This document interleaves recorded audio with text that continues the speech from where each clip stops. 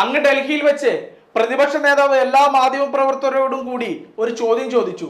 Messi ചതിച്ചാശാനെ എന്ത് ചെയ്യാൻ പറ്റുമെന്ന്. ആ ചോദ്യം കൊണ്ട് തറച്ചത് കേരളത്തിലെ പ്രമുഖ ചാനൽ മുതലാളിയുടെ ഹൃദയത്തിലായിരുന്നു. അയാൾ ചിന്തിച്ചു ആ നേതാവിനെയും ആ പാർട്ടിയെയും ഏത് രീതിയിൽ ചവിട്ടാമെന്ന്.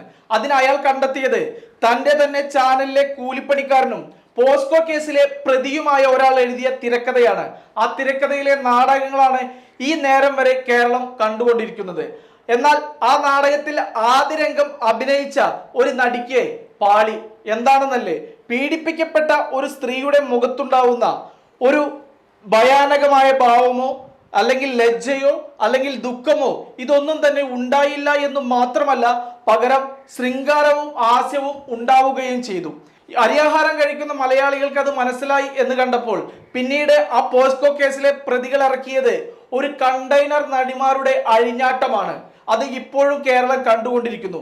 ലോകത്തിലെ ഏറ്റവും തെളിവായി ഒരു 36-കാരനെ ഇല്ലായ്മ ചെയ്യാൻ വേണ്ടി അവർ ചാനലിൽ സംപ്രേഷണം ചെയ്തത് ഒരാണ് ആണത്വത്തോടെ ചോദിക്കുന്ന ഒരു ചോദ്യം മുറിച്ചു മാറ്റിയിട്ടായിരുന്നു എന്നുള്ളതും ശ്രദ്ധേയമാണ്.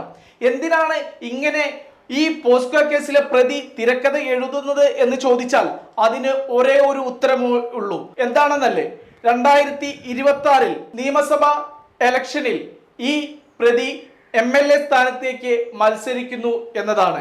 ഇതുപോലെ 11 വർഷങ്ങൾക്ക് മുമ്പ് ഒരു പത്രത്തിന്റെ ലേഖകൻ എഴുതിയതിന്റെ ഫലമാണ് ഇന്ന് ആ പാർട്ടി കേരളം ഭരിച്ചുകൊണ്ടിരിക്കുന്നത് എന്നുള്ളതും നമ്മൾ ഓർക്കേണ്ടതുണ്ട്.